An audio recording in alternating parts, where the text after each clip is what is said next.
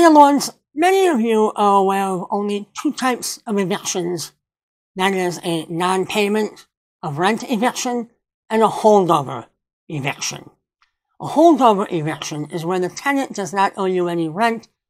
You just want to not renew the lease or not renew the tenancy. In today's video, we're going to discuss only one aspect of a holdover eviction. And if this one aspect is not followed, you run the risk of having your case dismissed in court. And that one aspect is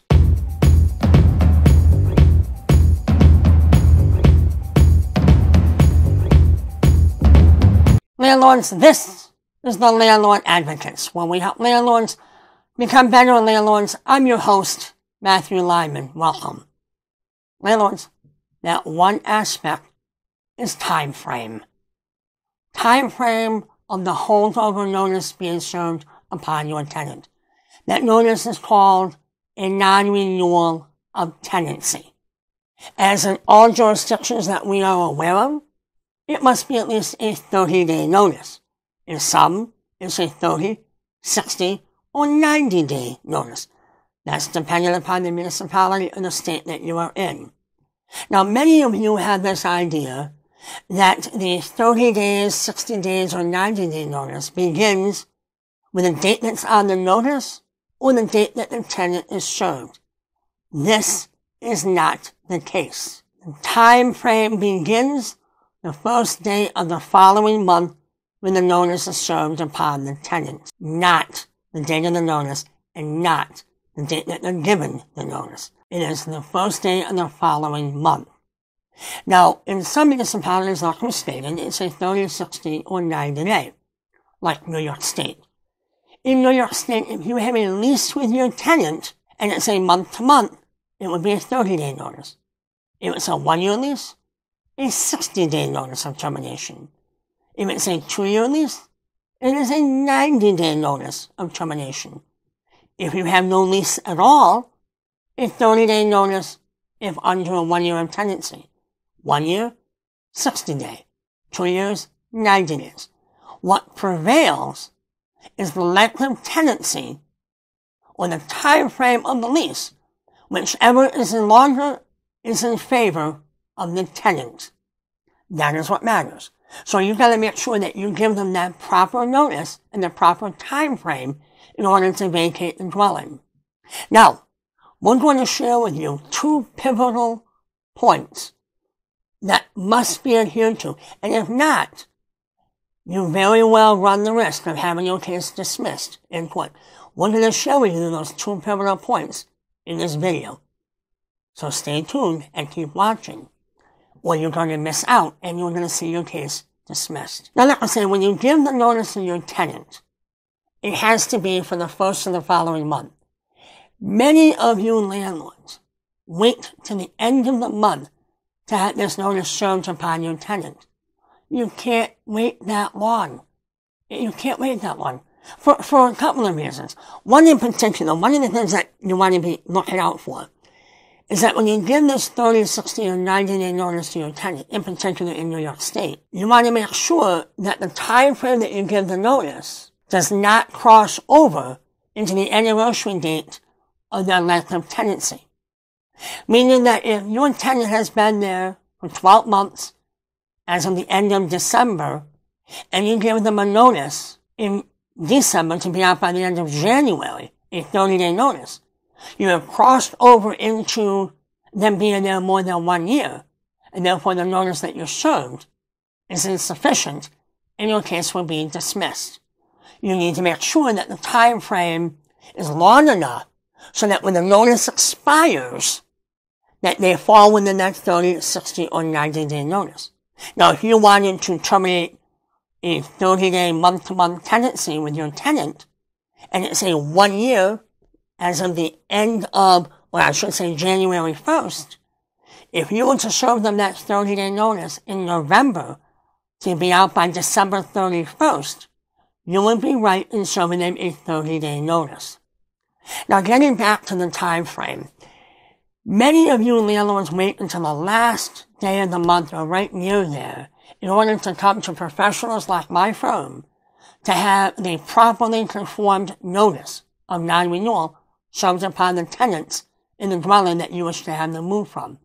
When you wait that long, you are not allowing for the due diligence of the service of that document by the process server, and if need be, by the certified mailing and first-class mailing of the same document to the United States Postal Service. If you wait to the end of the month, you might very well cost yourself a whole other month on the tenant living in the property that you want them to move from. Now here is pivotal point number 2. Pivotal point number 1 was the crossover of the anniversary date of the tenant living there, and the notice given is insufficient. Pivotal point number 2 is this. Landlords, the notice must be given to your tenant prior to the end of the month and prior to the first of the month to your tenant to give them the amount of time frame that's allotted for in the notice. Now here you go. In the month of January, all months of January, this is highly, highly important. The notices should actually be served on or before January 25, 2021, 2022, 2020, whatever. Till the end of time, they should be served on or before January 25. Some of you might be saying, well, Matthew, it was served right before the end of the month. Isn't that sufficient enough? 30 days notice? Calendar month? No, it is not. And here's why. Landlords, open up your calendar. Okay? Oh, you there? Look at the month of February. February has 30 days? 31 days? No. Most Februarys have only 28 days. If you wait till the end of the month, you might get that notice served before the first of the month. Oh, that's great. We got them served before the first of the month. No, because the notice is not 30 days. If it expires at the end of February, that's not 30 days. If it expires at the end of March, that's only 59 days.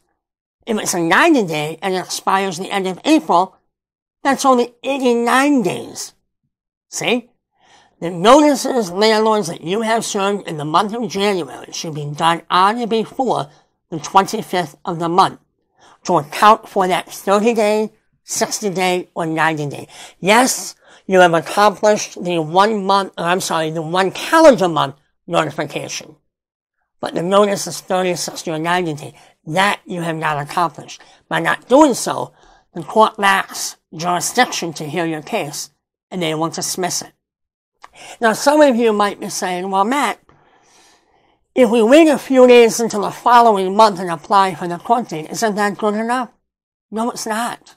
No, it's not. Because that 30 days and 60 days and 90-day notice starts the day after they're served the notice from the process server and has to expire 90, 30, or 60 days later. You can't have it be, well, you know, I gave them a few more days at the end, so therefore it has been 30, 60, or 90 days. No. The notice that you give them, and the day after you give them, not you, but the process server gives the notice, that has to encompass the 30 days, the 60 days, and the 90 days. If it does not, your case will be dismissed. That, landlords, was pivotal point number 2. Do not wait, especially in the month of January, until the end of the month to have that notice served. Get it done by the 25th or even earlier of the month in order to make sure that your case is not dismissed. And again, pivotal point number 1, make sure the notice served does not cross over into that time frame when now should have been a 60-day or 90-day when you gave a notice of a 30-day or a 60-day when it should have been 30 days more. Landlords, that is the crux of our case today. There are ways of being able to avoid the 30, 60, 90 days with the proper wording in your lease. That is, I should say, the 30-day notice in a month-to-month lease. There are ways around that you can terminate their tenancy by giving them that notice. But if you were to give them, and this is a side note, this is a side note, if you were to give them that 30, 60, or 90-day notice, and their lease is yet to expire at the end of that time frame, you would have jumped the gun on the expiration of the lease versus the expiration of the 30, 60, or 90 days, which we very well see the case dismissed again. In a future video, soon to be released, we are going to show you and explain to you what needs to be in that lease that will allow you to get around that aspect, in particular the 30-day notice. We're going to show you how to get around that. But until next time, landlords, we ask that you subscribe to our channel, hit the notification bell, hit the like button, share this information with your fellow landlords so that more will learn and more will be able to win their cases in court and get what it is that you want back, your property. Until then, landlords, thank you for watching and take care.